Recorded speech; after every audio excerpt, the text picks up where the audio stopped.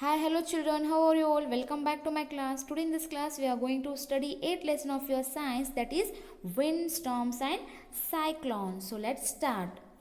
So today in this class we are going to deal with some of the certain points, that is wind, air exerts pressure, air expands on heating, high speed winds are accompanied by reduced air pressure, wind currents are generated due to uneven heating on the earth. Okay, so let's start. So children, Orissa was hit by a cyclone with wind speed of 200 km per hour on 18th October 1999. So the Orissa, it has been hit by a cyclone, okay, on 18th October 1999 with a wind speed of 200 km per hour, and the cyclone smashed 45,000 houses and 7 lakh people homeless. So this cyclone, it has destroyed 45 people's houses and 7 lakh people's homeless. So next one, on 29th October with the wind speed of 260 km per hour. So on 29th October the same year, the second cyclone with wind speed of 260 km per hour hit Orissa again. Okay, so the property worth crores of rupees was destroyed. So because of the cyclone, the properties worth crores, the crores of properties have been destroyed, and the cyclone affected agriculture, transport, communication and electricity supply, etc. Okay, now children, after reading all these points, you might have thinking first, what is the meaning of this wind and the cyclone, right? So to understand these things in the better way, so let's study about what are the winds and what is the cyclone. Okay, so let's start. So first we'll learn what is this wind. So the moving air is called the wind. What is wind? The moving air is called wind. So first, now you tell me children, what is the meaning of air? Air is a mixture of gases. So air is a mixture of many gases such as nitrogen, oxygen, carbon dioxide, argon and some other gases, right? So now let us learn what are the properties of this air.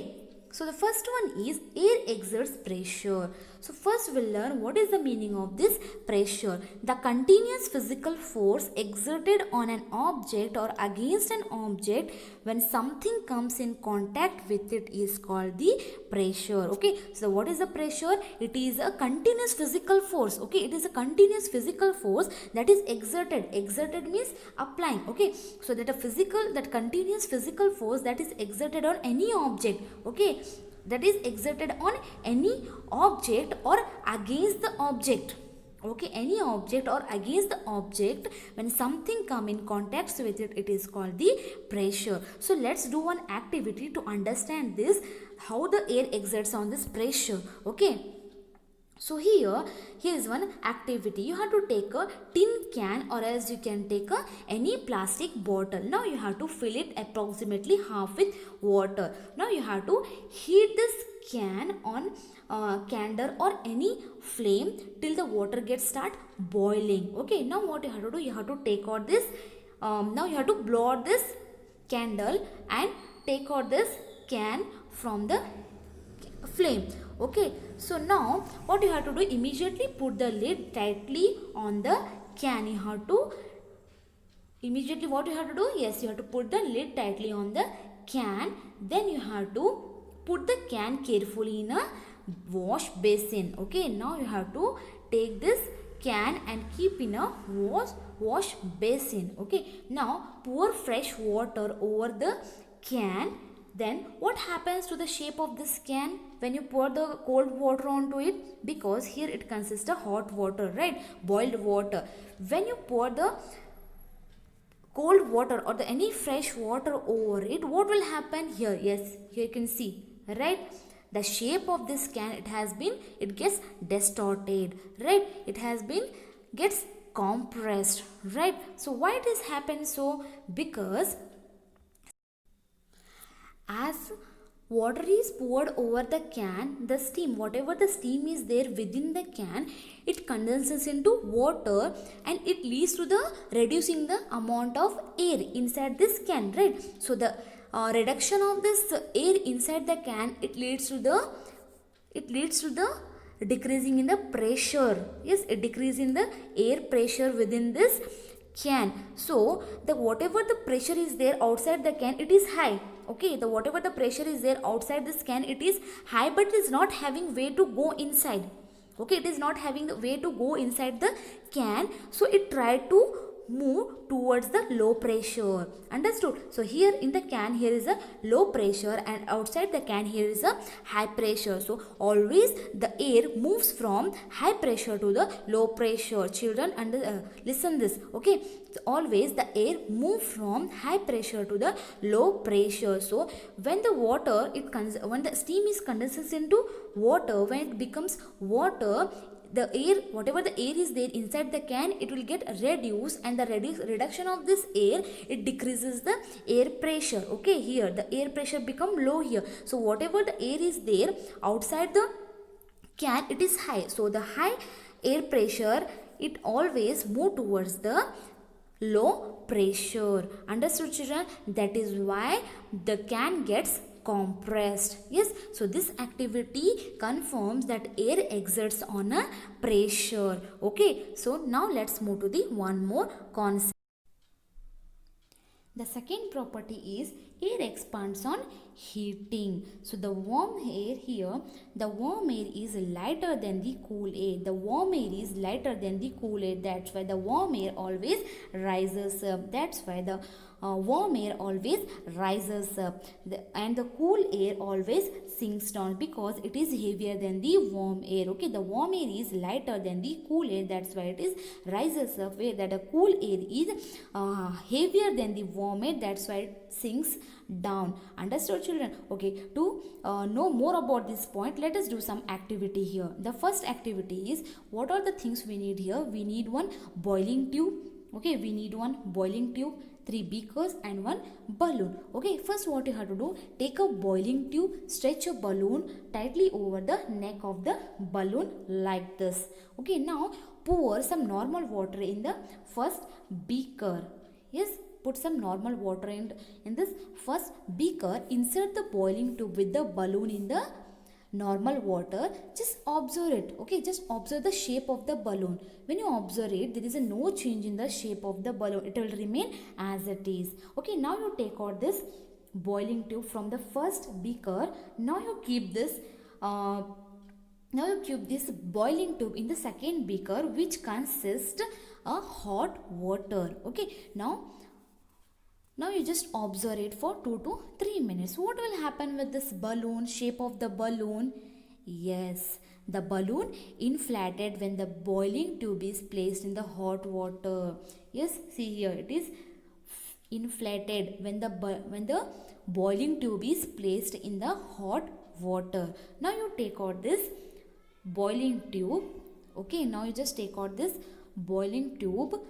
Let it cool down to the room temperature. Next, take some ice cold water in another beaker. Here you have to take some ice cold water and place the tube with the balloon in the cold water for 2 to 3 minutes.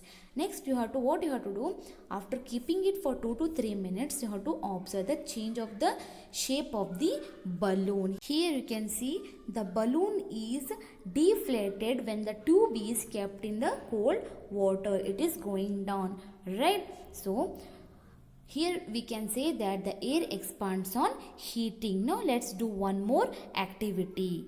Children, take 2 paper bags or a empty paper cups of the same size. Okay, now take one wooden stick and hang the 2 bags in the inverted position on the 2 ends of this wooden stick like this. Okay, next tie a piece of thread in the middle of the stick. Now hold the stick in the thread as in a balancing like this. You have to hold it. Okay, now next what we have to do, put a burning candle below one of the bag. Okay, next you have to put the burning candle below of any one of the bag. And children, tell me what happened here. Yes, this is the first thing what we have done. And after, when we put the burning candle below one of the bags, what's happened here? Yes, what happened here? Yes, as the warm air rises up, it pushes the bag above the candle. Yes, as the warm air rises up, it pushes the bag above the candle. That's why here you can see the balance. Yes, it moves downward here because the hot air, it rises up. Understood, children? So now we can say that here the warm air is lighter than the cool air. That's why the warm air always rises up and the cool air sinks down. Okay, the cool air always sinks down because it is heavier than the warm air. Okay, understood, children? Okay, now let's move to the some another concept, that is, so the next concept is high speed winds are accompanied by reduced air pressure. Okay, so the high speed winds are accompanied by reduced air pressure. When there is a high speed of wind, means it reduces the air pressure. So usually what we think, children, when there is a high wind, there may be a high pressure because the trees will fall down and the roof of the houses will flies off, right? So but the high speed winds are accompanied by reduced air pressure. Okay, so increased wind speed is indeed accompanied by a reduced air pressure. The second point is air moves from the region where the air pressure is high to the region where the pressure is low. So the air always move from high pressure to the low pressure. Okay, so the air always move from high pressure to the low pressure. To know more about both the points, let's do some activities here. The first activity is what we have to do. First, we need one plastic bottle and one paper. Okay, so we need one plastic bottle and one paper. So crumble a small piece of paper into a ball of size smaller than the mouth of an empty bottle. Now hold the empty bottle on its open side and place the paper ball just inside its mouth. Okay, now try to blow it. Now try to blow on the ball to force it into the bottle. Next, what you will observe here, children, the ball, it will not remain in this bottle. Why? Because when we blow into the mouth of the bottle, the air near the mouth has higher speed. Okay, here when we blow into the mouth of the bottle, the air near the mouth is higher speed. Okay, so this decrease the air pressure here. Yes, it decrease the air pressure here, right? So this decrease the air pressure. So the air pressure inside the bottle is higher. Here the air pressure is higher, whereas when we blow out, it reduces the air pressure, because the high speed winds, it reduces the air pressure, and whatever the air pressure is there inside the bottle, it is very high. That's why the air always move from higher pressure to the lower pressure. So the whatever the pressure is there inside the bottle, it will not let the ball to remain inside it, so it will throw it outside. The air inside the bottle pushes the ball out. Understood, children? Okay. Now let's do one more activity. Now we need two balloons and one string. Okay, now take two balloons of approximately equal size and put a little water into these balloons. Okay, now blow up both the balloons and tie each one to this at the ends. Okay, you have to tie it on the both sides of this string. Now children, blow in the space between the balloons. You have to start blowing here in between the balloons. Now what do you think here? What will happen with these balloons? Yes, what will happen with these balloons? Are they move away from each other? No, instead of moving away from each other, they move towards each other. Why it is happen? Because as I told you that the high speed winds, it reduce the air pressure, right? So when we blow here, we are reducing the pressure. So as you know that the high pressure, the air always move from high pressure to the low pressure. Here the pressure is low. That's why this air, it try to move towards this low pressure, yes, this high pressure, it moves towards the low pressure to fill this empty space. Understood, children? That's why both the balloons, they come towards each other instead of going away from each other. Understood why it has happened? Because always the air moves from high pressure towards the low pressure, and when you blow it with the high speed, it reduces the air pressure. Yes. Children, the next concept is wind currents are generated due to uneven heating on the earth. What is the meaning of this wind currents? Wind currents basically movement of winds. Okay. So the wind currents are generated due to the uneven heating on the earth. The first one is uneven heating between the equator and the poles. So the region close to the equator gets maximum heat from the sun. As you know that the region close to the equator, this is the equator, right? So the region near the equator gets maximum heat from the sun, right? This region, it gets maximum heat from the sun as compared to the north and the south pole. So the air in this region, it gets warm, and the warm air, as you know that, it rises up. The warm air rises up, right? And the cool air from the regions, and the cool air from the north and the south pole, it start moving towards the 0 to 30 degree latitudes. These are called latitudes, right? These are the latitudes. Yes. So the air from this 0 to 30 degree near the equator, it start rising towards the north and the south pole, and whereas the cool air from the north and south pole, it move towards the 0 to 30 degree in this region. Okay, here you can see the arrow mark, means the air, it is showing the air which is coming from the north and south pole towards the 0 to 30 degree. 30 degree. Okay, next, the whatever the warm air, it is risen up, it is there in the 0 to 60 degree, sorry, 30 to 60 degree. Now it is moving towards the north and south pole. Here you can see the arrow mark, means the hot air, it is rising towards the north and south pole, and here you can see there are some mark which is showing that is coming down, means then it is the winds, like cold winds, that is coming towards the equator. Understood, children? So here the whatever the winds are there near the equator, it is a warm air, so it starts rising up. Okay, it starts rising up, and the cool air from the north and south pole, it move towards this 0 to 30 degree in this region. Okay, and the warm up air which is already risen up, it moves towards the north and south from the 30 to 60 degree, and the cool air from the north and south pole, it moves towards this equator. Understood, children? This is like a cycle, it is a continuous cycle. Understood? Okay, now let's move to the second point, that is the second point is the uneven heating of land and water.